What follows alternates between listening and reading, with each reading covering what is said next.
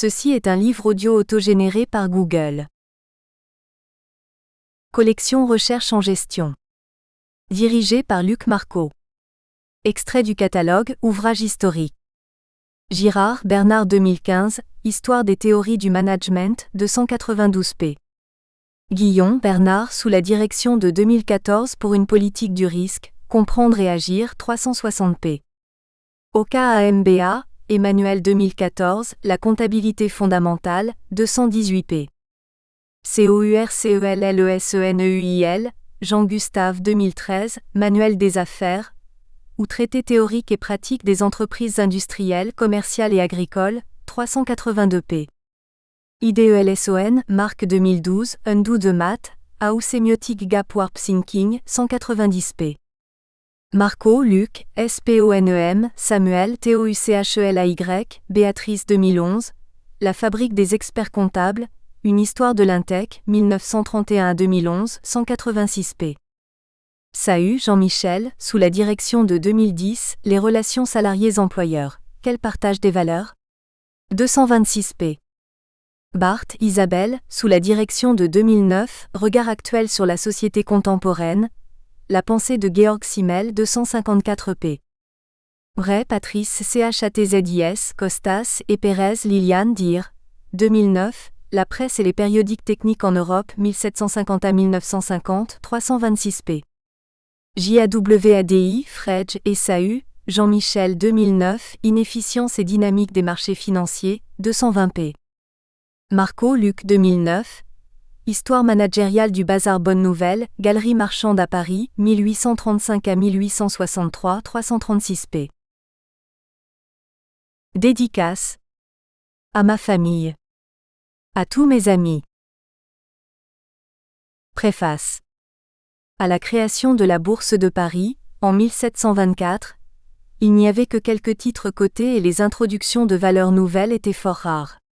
La faillite du système de John Law avait refroidi les ardeurs des investisseurs, et le principe de dérogeance, qui interdisait les affaires industrielles et commerciales aux nobles, avait grandement ralenti le flux des entrées en bourse. Mais les dernières années de la royauté virent un regain d'activité et l'introduction de nombreuses grandes firmes telles que la Manufacture des Cristaux de la Reine, la Société Le Creusot ou encore la Compagnie des Eaux de Paris. Nous avons montré combien le secteur des assurances fut moteur en ce domaine, Marco, 2012. En 1836, les choses avaient bien changé. Le nombre des valeurs cotées était passé à 117, et le flux d'introduction se montait à une dizaine par an. On relève des noms symptomatiques de cette période. La Société du canal de jonction de la Sambre à l'Oise, le pont Louis-Philippe, la Société du chemin de fer de Paris à Saint-Germain, la Compagnie d'assurance du Soleil ou les petites voitures à cheval dites lutétiennes. Mais les entrepôts, les marchés et les bazars étaient considérés comme des valeurs trop aléatoires, alors même que c'était là l'un des secteurs les plus prometteurs de l'économie française, comme nous l'avons montré dans une monographie antérieure, Marco 2009. 20 ans plus tard, fin 1856, le nombre de valeurs industrielles était monté à 290 et le flux des introductions croissait sans cesse comme le dénonçait le grand économiste socialiste Pierre-Joseph Proudhon dans son livre « Duchesne et Proudhon, 1857 ». La vingtaine d'introductions annuelles avait ici encore des noms exotiques. Les docks Napoléon, la Compagnie Générale des Omnibus, les usines de Septem, la Compagnie des Prés à la Grosse ou la Compagnie Générale de Navigation à Vapeur. Les premiers groupes industriels ou financiers commencent à se constituer sous la houlette des frères Pereire ou de la famille des Rothschild. Les économistes socialistes dénoncent les introductions à but purement spéculatif, et la forme juridique des sociétés permet encore des abus. 120 ans plus tard, en 1956, les valeurs industrielles sont arrivées au nombre de 500 et les introductions passent à une cinquantaine par an.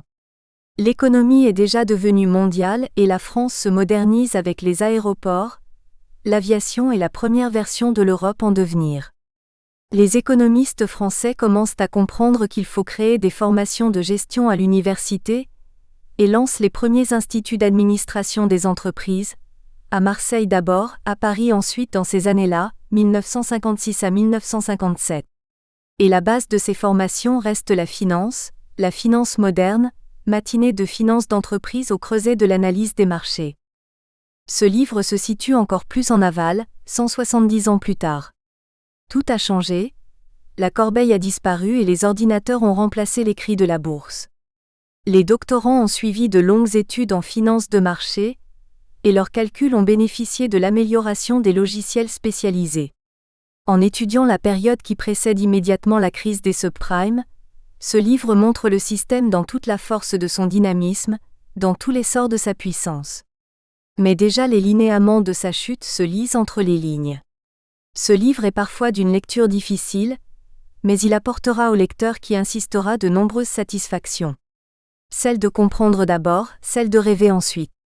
Rêver à ce que pensera dans 50 ans un historien de la pensée managériale, qui relira sur sa tablette bionique ce livre numérisé. Car finalement, les gestionnaires sont bien des rêveurs qui réalisent leurs rêves. Luc Marco. Professeur de sciences de gestion.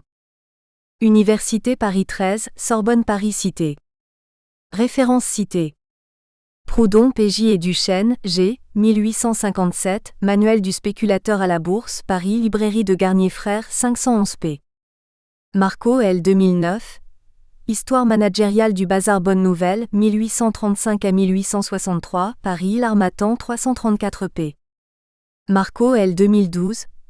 La gestion du risque dans 2 compagnies françaises d'assurance avant 1840, Management et Avenir, numéro 57, novembre, page 195 à 209. Introduction générale. Le marché des actions à la Bourse de Paris, désormais dénommé NYSE Euronext, fluctue souvent entre des périodes d'euphorie, par exemple la bulle Internet de l'année 2000, et des périodes de repli dans un contexte de tension financière, recul de l'indice CAC 40 de 42,7% en 2008. En 2014, le CAC 40, l'indice de référence de la bourse en France, a connu une année blanche marquée par de fortes disparités sectorielles. L'année 2014 a été également marquée par une forte reprise du volume des introductions en bourse. Soulignons que ce mécanisme de financement s'insère parfaitement dans le cadre de cet ouvrage, qui consiste à étudier le phénomène des introductions en bourse. Il convient, à ce niveau, de préciser qu'une introduction en bourse, en anglais Initial Public Offering, IPO, est la mise en vente auprès de particuliers et ce pour la première fois, des actions, ce qui permet ainsi aux entreprises de s'introduire en bourse et de lever de nouveaux capitaux et trouver des alternatives aux emprunts bancaires. Différentes études ont essayé d'expliquer certains phénomènes intimement liés aux introductions en bourse, comme étant l'alternance régulière entre les phases de vague euphorique d'introduction en bourse, ou de faibles introductions en bourse. Notre étude s'intéresse aux phénomènes liés à la performance boursière des entreprises ayant opéré une IPO. Généralement, la littérature s'accorde sur 2 phénomènes qui ont été observés sur la plupart des places financières. Les rendements boursiers réalisés sont anormalement élevés à très court terme, phénomène de sous-évaluation initiale, mais sous-performent anormalement sur un horizon de moyen et long terme si on les compare aux performances boursières d'indices du marché, phénomène de sous-performance à moyen et long terme. Néanmoins, le lien entre les 2 phénomènes n'est pas confirmé par les études récentes. La sous-évaluation initiale a été documentée dans de nombreux pays, à la fois dans les marchés développés et les marchés émergents. Bien que la sous-évaluation initiale semble être un phénomène courant sur tous les marchés boursiers, son ampleur varie d'un pays à un autre. On parle de sous-évaluation lorsqu'il y a un écart négatif entre le prix de l'offre initiale et les cours qui suivent directement l'introduction. Prix initial premier cours, indiquant une surperformance sur le très court terme. Le phénomène de la sous-performance à moyen et long terme s'illustre par des rendements, des entreprises introduites, qui sont inférieurs à un niveau de référence approprié. Dans ce cas de figure, les investisseurs semblent perdre des capitaux tout en continuant à détenir les actions des sociétés introduites. L'une des premières études est celle de Ritter, 1991, réalisée sur le marché américain. Elle montre une rentabilité boursière à long terme, 5 ans, inférieure de 29% en moyenne à celle des sociétés de référence. Ce phénomène a été démontré pour d'autres places boursières, Lugan et Ritter, 1995, Barber et Lyon, 1997, Ritter, 1998, Fama, 1998, Grésy et Gomper, 2000, Gomper et Lerner, 2003. Toutefois, c'est l'universalité du phénomène de la sous-performance à long terme qui est moins évidente que la sous-évaluation initiale, de Georges et Derrien, 2001. La controverse concerne notamment la méthodologie de mesure des rendements boursiers choisis. La revue de la littérature des introductions en bourse met l'accent sur le débat portant sur les problèmes de mesure dans l'estimation de la performance à long terme du marché, tels que le choix de la référence utilisée pour estimer les rendements anormaux, le calcul des rendements à long terme et la manière de construire et exécuter les tests statistiques. En effet, certains auteurs, comme Barber et Lyon, 1997, proposent de mesurer les rendements par des méthodes comptables afin d'écarter l'effet de l'efficience du marché dans les études d'événements. Tous ces constats nous poussent à nous intéresser au phénomène d'introduction en bourse et notamment aux déterminants et modèles de la sous-évaluation des introductions, ainsi que la performance à long terme des entrées en bourse. Aussi sommes-nous en droit de nous interroger sur le choix des entreprises cotées en bourse, et des implications de cette cotation aussi bien sur la performance opérationnelle que sur celle du long terme? La revue de la littérature du processus d'entrée en bourse souligne que la plupart des contributions portent sur les marchés boursiers anglo-saxons. Peu d'études se sont intéressées au cas français. Le paysage boursier français a vécu des changements très importants au cours des années 1990 avec la création d'un nouveau marché réservé aux jeunes sociétés technologiques, d'où l'intérêt de mieux connaître le marché français grâce à l'étude du phénomène d'introduction à travers les modèles d'évaluation des titres ainsi que les modèles de performance aussi bien à long terme qu'opérationnels dans le contexte français. Les apports de cette étude se présentent comme suit. En premier lieu, l'évaluation de la performance à long terme se référencera à l'approche événement-temps qui utilise des indicateurs tels que le rendement anormal cumulé, CAR, et le rendement anormal de la méthode achat-conservation, BAR. Cette approche est adoptée pour mesurer la performance par rapport à la date de l'introduction en bourse. En deuxième lieu, nous apprécierons aussi toutes les implications de l'introduction en bourse sur la performance opérationnelle des sociétés cotées. La performance opérationnelle est mesurée selon le biais de la méthode comptable basée soit sur l'approche de la comptabilité d'exercice, soit sur l'approche des flux de trésorerie. Ce travail complète les études et analyses antérieures portant sur les implications du processus d'introduction en bourse sur les niveaux de performance aussi bien à court terme, performance opérationnelle, qu'à long terme. Sur le plan pratique, cette action de recherche autorise les professionnels de la bourse, chargés de réguler le marché, à juger de l'opportunité de poser le bilan de la performance des introductions en bourse, pré- et post-IPO, sur la Bourse de Paris pour la période 1997 à 2008. Elle offre aux investisseurs les différentes techniques nécessaires à l'évaluation de la performance surtout opérationnelle, en les mettant en garde contre les risques de manipulation de la part des gestionnaires visant à surévaluer les performances de l'entreprise introduite. Aussi, ce livre s'organise-t-il en deux parties. La première consacrée à la présentation des théories relatives à la sous-évaluation et à la performance boursière à long terme des IPOs, ainsi qu'à un survol des études empiriques et des hypothèses de recherche de la performance opérationnelle. Dans le premier chapitre, nous élaborons une synthèse de la littérature sur la performance des introductions en bourse. Une étude des modèles explicatifs de la sous-évaluation et du déclin de la performance des introductions en bourse, combinée à une analyse critique des études empiriques, permettra d'expliquer les raisons et les déterminants de la sous-évaluation ainsi que de la sous-performance à long terme, puis les difficultés quant aux méthodes utilisées pour mesurer les rendements à long terme et d'en déduire les hypothèses de recherche.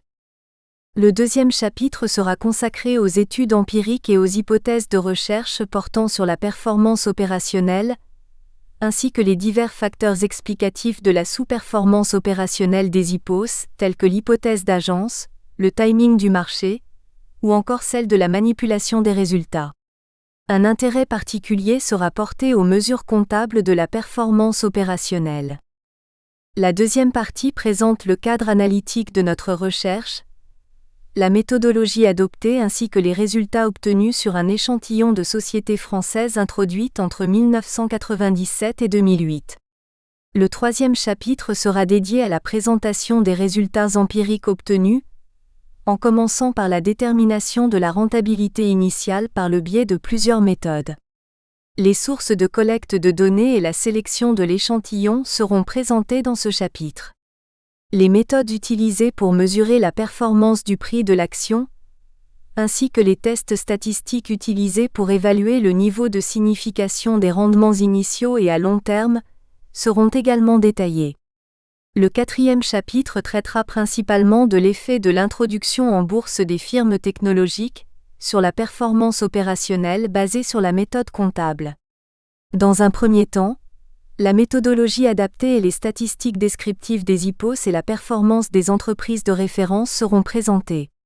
Ensuite, une analyse de l'évolution de la performance opérationnelle comptable, comprenant à la fois l'approche basée sur la comptabilité d'exercice et celle basée sur les flux de trésorerie sera traitée. La conclusion générale livrera la synthèse des résultats obtenus. Elle exposera les apports de notre recherche et proposera des perspectives futures de TRE Veil. Chapitre 1. Théorie de la performance des introductions en bourse et hypothèses de recherche. La cotation en bourse a fait l'objet de multiples études qui ont généralement affirmé que les rendements réalisés étaient anormalement élevés à très court terme, surperformance, et anormalement faibles à moyen et long terme, sous-performance. Le rendement anormalement élevé observable dans les jours qui suivent l'émission que l'on associe à la sous-évaluation initiale des prix d'offre, semble également être un phénomène largement répandu, qui ne serait d'ailleurs pas indépendant de la sous-performance postérieure à l'émission. Ce livre a pour objectif d'analyser les différentes thèses qui expliquent le déclin de la performance à moyen et long terme. Nous essayons d'examiner de manière approfondie la littérature consacrée à l'analyse de la performance boursière des nouvelles émissions, dans le but de comprendre les causes de la divergence des résultats dégagés dans différentes nations. Nous discuterons ensuite les limites méthodologiques du calcul de la rentabilité boursière post-cotation, évoquées récemment. Nous allons passer en revue les différentes hypothèses concernant les deux phénomènes et en se concentrant sur les acteurs du marché impliqués dans le processus de l'introduction en bourse, à savoir les émetteurs, les actionnaires d'origine et souscripteurs.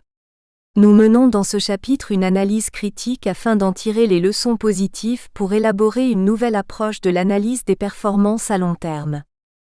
Ainsi, nous discuterons dans une première section des théories de la sous-évaluation de l'introduction en bourse. La deuxième section présentera les méthodes de calcul des rendements boursiers à long terme. Enfin, dans une troisième section, nous analyserons les études empiriques, relativement abondantes sur la question, et nous exposerons finalement nos hypothèses de recherche. Section 1.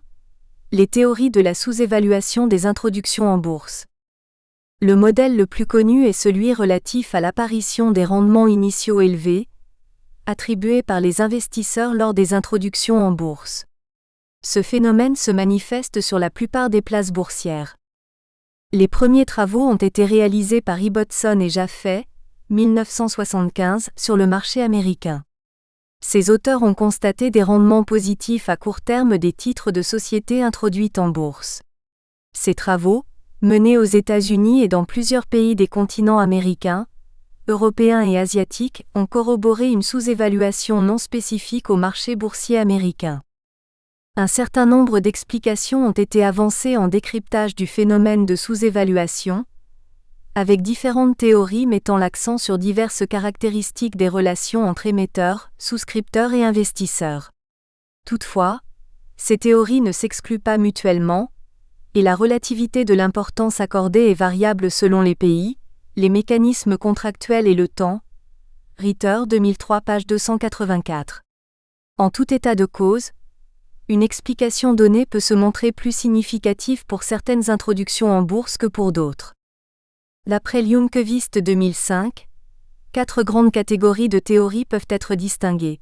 Les modèles asymétriques basés sur les informations asymétriques. 2. Les raisons institutionnelles. 3. La propriété et le contrôle. IDV, les explications comportementales, par exemple, les cascades informationnelles. 1.1. Les modèles basés sur les informations asymétriques. Les modèles de sous-évaluation basés sur les asymétries d'informations présagent que certains investisseurs bénéficient de plus de données que d'autres.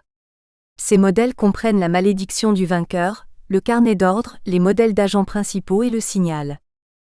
1.1.1. Asymétrie d'informations entre les investisseurs informés et les non-informés. La malédiction du vainqueur. Le modèle de la malédiction du vainqueur a été introduit par Rock, 1986. Il s'agit d'un modèle d'équilibre pour la sous-évaluation des introductions en bourse, qui repose sur l'asymétrie d'information. Il suppose que l'information sur la valeur de l'entreprise introduite en bourse est distribuée de façon asymétrique entre les souscripteurs, les sociétés émettrices et les investisseurs informés et non informés. Selon Rock, 1986, un investisseur informé est un acteur qui possède des informations privées sur la valeur de la nouvelle émission. Les investisseurs informés ne souscrivent aux introductions en bourse que dans le cas où les titres sont sous-évalués. Toutefois, les investisseurs non informés souscrivent à toutes les introductions en bourse, même si celles-ci sont surévaluées. Ainsi, les investisseurs non informés font face au phénomène de malédiction du vainqueur, c'est-à-dire qu'ils peuvent obtenir toutes les actions souhaitées parce que les investisseurs informés ne veulent pas y souscrire. Ce problème existe lorsque des investisseurs informés reçoivent une grande part des actions sous-évaluées. En conséquence, et à travers de nombreuses offres, les investisseurs non informés recevront un rendement moyen pondéré en fonction des offres trop onéreuses. Aussi ne sont-ils pas prêts à souscrire des actions nouvellement émises. Ainsi, et afin de les inciter à l'acquisition d'actions et assurer leur participation continue sur le marché des introductions en bourse, toutes les actions nouvellement émises doivent être sous-évaluées. L'idée du modèle de malédiction du vainqueur a produit plusieurs hypothèses testées empiriquement, telles que résumées dans le tableau ci-dessous. 1.1.2. Livre d'ordre. Le modèle du livre d'ordre de Benveniste et Spint, 1989, a été adopté par bon nombre de pays ces dernières années. Cette méthode suggère que les souscripteurs jouent un rôle majeur dans la divulgation juste de l'information. En effet, et dans le but de bénéficier d'une rentabilité initiale importante, les investisseurs informés minorent le prix des actions à leur évaluation. Cette information est recueillie avant que le prix d'émission ne soit finalisé. La révélation d'une telle information permet à la banque d'émettre une offre plus élevée pour l'émission. Dans le cadre de cette méthode, les investisseurs les plus avisés possèdent des informations privées. À cet effet, leur demande concernant les titres les plus sous-évalués sera avantagée. Ainsi, et dans le but de les inciter à révéler les vraies informations, le souscripteur alloue plus d'actions aux IPOs qui présentent une forte prédemande du marché. Les actions sont également susceptibles d'avoir des rendements plus élevés lors la première journée, afin d'indemniser les souscripteurs. Cette théorie est soutenue par Agarwal, Prabhala et Puri, 2002. Benveniste et Busaba, 1997, ont spécifié que les offres de prix selon la méthode du carnet d'ordre sont plus élevées que dans les offres de prix fixe. Ils expliquent que cela est dû à une cascade inhérente à l'offre de prix fixe. Par conséquent, le niveau de sous-évaluation est inférieur, dans le cas du carnet d'ordre, à celui de l'offre de prix fixe. 1.1.3. Asymétrie d'information entre la firme émettrice et l'intermédiaire introducteur. Les modèles de Baron et Holmstrom, 1980, et de Baron, 1982, supposent que les intermédiaires introducteurs sont mieux informés sur les conditions de la demande que les émetteurs. De plus, la réputation des intermédiaires facilite la confirmation de la qualité des actions et crée une demande. Cependant, et en raison de la non-connaissance des émetteurs du prix d'équilibre de leurs titres, ces derniers peuvent déléguer aux intermédiaires la fixation du prix d'offre. Par ailleurs, les souscripteurs ont à leur tour la possibilité de déterminer une offre de prix dont l'intérêt premier n'est pas celui des émetteurs. Selon Baron, la sous-évaluation est interprétée comme une rémunération pour les intermédiaires qui fournissent à leurs clients des informations privilégiées sur demande et engagent des frais de marketing pour placer l'offre. Selon Mandelker et Raviv 1977, les agents introducteurs sont adverses au risque. Selon cette logique, ils proposent à la firme de sous-évaluer le prix du titre afin d'en diminuer le coût. Cette démarche permettra alors à ces agents d'augmenter le pourcentage de réussite de l'offre et de diminuer le coût de l'opération d'introduction. 1.1.4 Asymétrie d'information entre la firme émettrice et le marché. Théorie des signaux. Allen et Faulhaber, 1989. Greenblatt et Wang, 1989, ou Welch, 1989, ont souligné que la sous-évaluation est utilisée par les émetteurs comme un moyen de signaler la qualité de leur société sur le marché. Ce modèle suppose que les émetteurs soient mieux et plus informés sur la valeur actualisée de leur flux de trésorerie futur que les investisseurs ou les intermédiaires. Greenblatt et Wang, 1989, ont élaboré un modèle de la signalisation avec 2 signaux afin d'expliquer la sous-évaluation lors de l'introduction en bourse. Ils suggèrent que le pourcentage détenu par les initiés ainsi que l'offre de prix transmettent aux investisseurs une valeur intrinsèque inobservable de la société et de la variation de son futur flux de trésorerie. Quant au modèle de Welch, 1989, il rappelle que les entreprises de bonne qualité baissent les prix de leurs titres au moment de l'introduction en bourse afin d'obtenir un prix supérieur à l'offre. Puis, quand le prix du marché est établi et l'asymétrie de l'information réduite, les entreprises réalisent une nouvelle offre.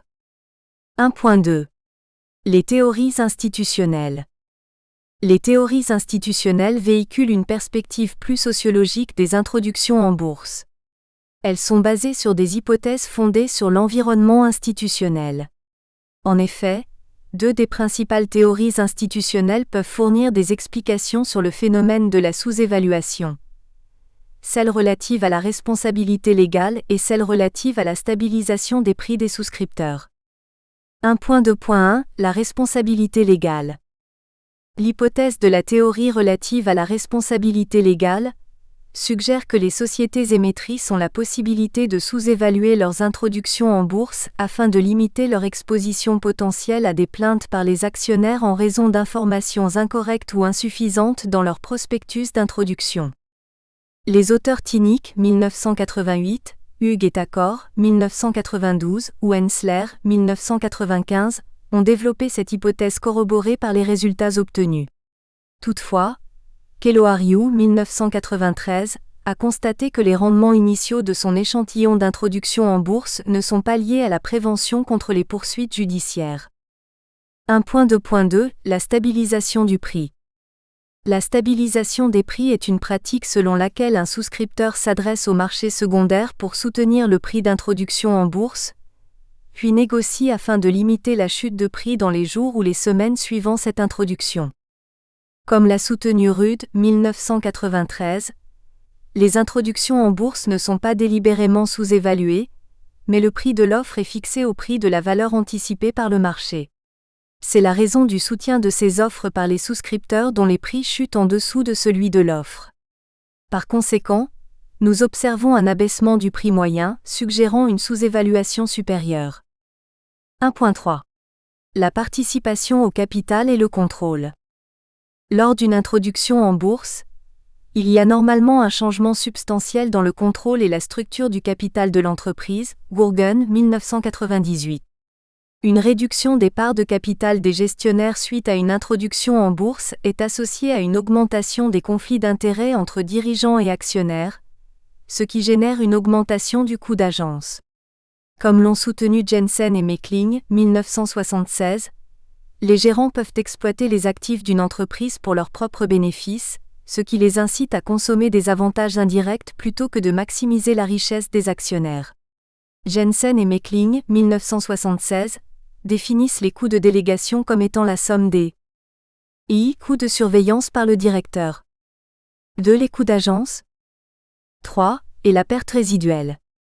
De leur côté, Fama et Jensen, 1983, soutiennent que la perte résiduelle risque d'augmenter si le coût de mise en application des contrats dépasse les bénéfices. Néanmoins, les théories du capital et du contrôle étayent 2 points de vue opposés de la sous-évaluation. Celle-ci peut être un moyen de conserver le contrôle. 2. Ou réduire les coûts d'agence. Le premier point de vue est développé par Brennan et Franks, 1997, qui affirme que la sous-évaluation est utilisée pour assurer la sursouscription. Cette dernière autorise les gérants à privilégier l'attribution d'actions en faveur des petits investisseurs plutôt que les grands investisseurs, et à susciter des discriminations entre les candidats. Cependant, certains auteurs font valoir que les gérants font le choix de ne pas allouer de gros blocs d'actions à des investisseurs extérieurs afin de réduire le contrôle externe de leur comportement. Cette démarche induit un éparpillement du capital de l'entreprise et permet aux gérants de réduire efficacement le contrôle. Le second point de vue, développé par Stoughton et Zechner, 1998, ne tient pas compte des considérations de contrôle. Leur modèle suggère que la sous-évaluation et le rationnement en faveur des grands actionnaires leur permettraient de mieux suivre les actions de gestion, d'où une réduction des coûts d'agence avec un gain net pour l'émetteur. 1.4. L'explication comportementale, infocascade. L'explication la plus indiquée dans le cadre des théories du comportement est celle relative aux cascades informationnelles, infocascades. Selon Welch, 1992, les prix d'introduction en bourse sont actualisés afin d'éviter les cascades d'informations, ou l'effet d'entraînement, dans lequel les investisseurs potentiels suivent les habitudes d'achat des autres investisseurs. Un investisseur peut décider de ne pas acheter d'actions, si d'autres investisseurs ne le font pas. Afin d'éviter un tel comportement, un émetteur peut sous-évaluer la part de l'introduction en bourse afin d'encourager les premiers investisseurs à acheter, influençant ainsi d'autres personnes à suivre. En résumé, et comme l'a souligné Ljungqvist 2005, la plupart des résultats empiriques soutiennent le modèle de l'asymétrie de l'information pour expliquer les sous-évaluations. Ils suggèrent d'un côté, que les résultats apportés par les théories institutionnelles sont contradictoires. En effet, la sous-évaluation reste observable dans les pays ne présentant pas de litige et aucun rôle de stabilisation des prix sur le marché des IPOs. D'un autre côté, l'auteur soutient que la propriété et le contrôle, ainsi que les théories comportementales sont relativement nouvelles, et les moins explorées pour expliquer la sous-évaluation des IPOs. En outre, Ritter 2003 mentionne que la relativité de l'importance portée aux différentes théories de la sous-évaluation a changé au fil du temps et varie en fonction de la configuration institutionnelle. La sous-évaluation initiale est la cause principale de la surperformance de court terme observée dans la plupart des travaux empiriques. Elle explique le rendement anormal positif obtenu les premiers jours d'introduction. Section 2. Les théories de la sous-performance à long terme. L'anomalie des performances boursières à court terme se matérialise par des rendements anormaux positifs, provoqués par les sous-évaluations des titres à l'introduction. Cependant, lorsque les rendements sont analysés sur le moyen et long terme, les tendances sont inversées. Ce phénomène est connu sous le nom de sous-performance à moyen et long terme. La sous-performance est observée lorsque le rendement à moyen ou long terme des sociétés introduites est plus faible que celui d'un portefeuille de référence supposé normal. Plusieurs études réalisées aux États-Unis mettent en évidence une sous-performance partant de la première année post-cotation. En 1991, Ritter montre que sur une période de 3 ans, les sociétés émettrices de titres sur le NYSE enregistrent une performance boursière inférieure à celle de sociétés comparables. Plus récemment, Cooley et Surrey 2004 confirment les résultats de Ritter 1991 sur le marché canadien. D'autres travaux, par contre, ont montré une amélioration des rendements boursiers de moyen et long terme. Ce résultat concerne essentiellement les marchés émergents, Corée du Sud, Malaisie, Singapour, et exceptionnellement les marchés de pays développés comme c'est le cas de la... Nous espérons que vous avez apprécié cet aperçu. Pour continuer à écouter ce livre audio sur Google Play Livres, utilisez le lien dans la description de la vidéo.